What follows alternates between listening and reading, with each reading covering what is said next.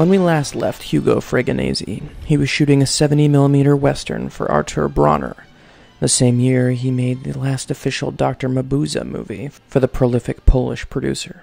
Fregonese's career is one of sharp left turns and zigzags. He started out as a journalist who used to serve as a dramaturg for films set in Latin America before he started directing himself. One of his first films as a director was one on which he shared credit with fellow Argentine newcomer Lucas de Mare, called Pampa Barbara. The plot, which would be reused with a few changes in the William Wellman near-classic Westward the Women, involves a murder of ladies being transported across harsh terrain to keep an isolated regiment of desert soldiers company during their battle with a native contingent. It's a lush film and showcased what would become Fregonese's trademarks: dense psychological tumult, men pushed to the edge, and the women they lust after who can't save them. Fregonese turned solo the next year and directed a few well-respected movies in Argentina before he left for Hollywood in 1950. His first films were, fortuitously, westerns, one in particular produced by the great Val Lewton. Fregonese would direct several more westerns in Hollywood before work took him to Spain to direct Decameron Nights with Louis Jourdan and Joan Fontaine. He'd travel all over the continent, directing many kinds of film throughout the next 2 decades, before finally returning to Argentina, his birthplace. By the time Fregonese returned, he had become an old hand at the Western genre, particularly, and his talents shone brightest when wrangling extras on horses and desperate men with guns. And so when the opportunity arose to remake his earliest work behind the camera, he decided to change a few things, and made it look and feel more like the westerns he'd become so good at making.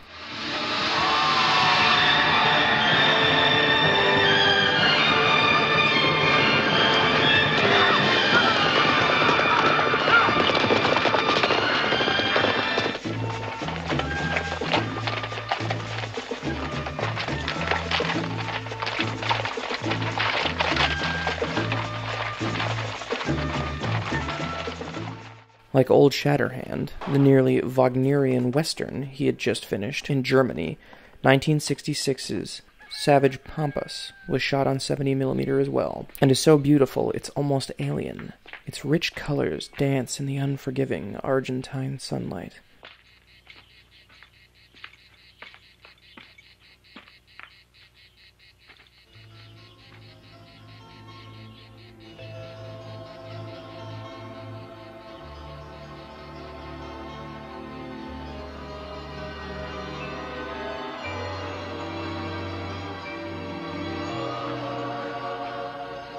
Have you come to pray for her, Captain?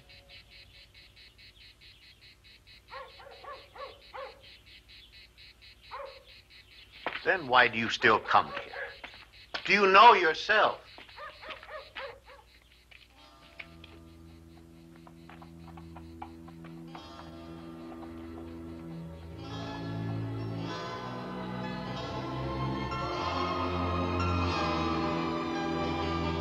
Robert Taylor is brought in to play the humorless lead of the Lost Regiment, who attempts to curb a rash of desertion from his unit by plying his soldiers with women.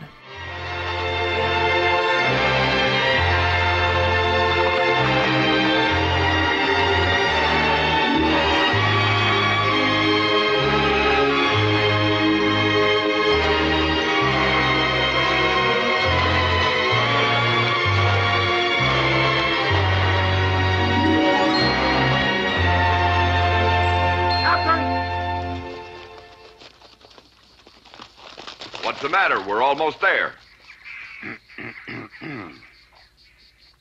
Well, sir, Gato. It's like this, sir. The men was just wondering if, well, since we've already come this far, and since it's only a couple more days' ride to San Pedro... Why would you want to go all the way to San Pedro? When already a dozen women are waiting for you right over that hill.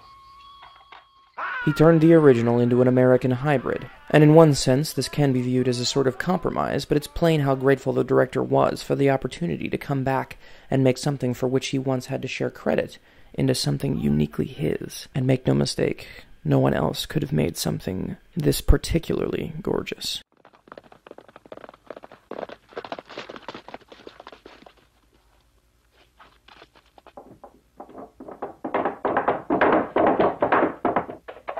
Taylor's sexless ramrod persona feels for once perfectly at home in this otherworldly Western. You genuinely feel he'd do anything it took to maintain the dignity of the regiment. He looks as though his skin is calcifying as we watch him, like he'll soon be one with the desert. Then maybe I'll stop.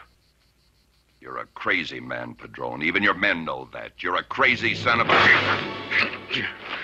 You're just trying to get me to kill you fast, but Padron's too smart for that.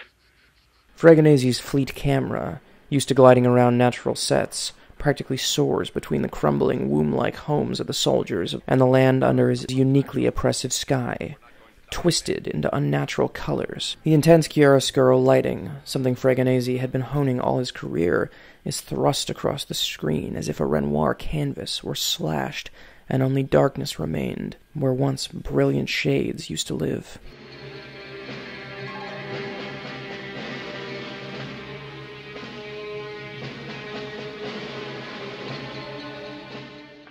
The film is alive with movement, dance, elaborate costumes, intense ritual, violence, and sensuality. If there's anything I can do for you, I'll be around.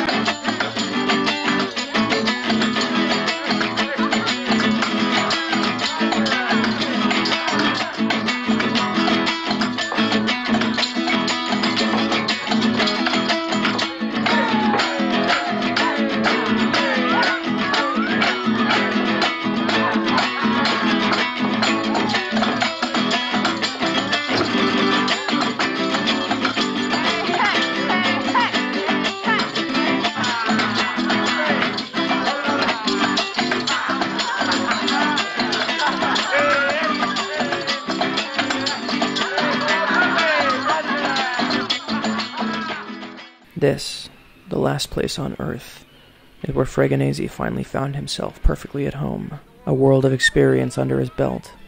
The wild conquered by film grammar he'd sharpened and hammered into shape over years traveling as a hired gun. This was his final Western, and his reclamation of his identity as an artist.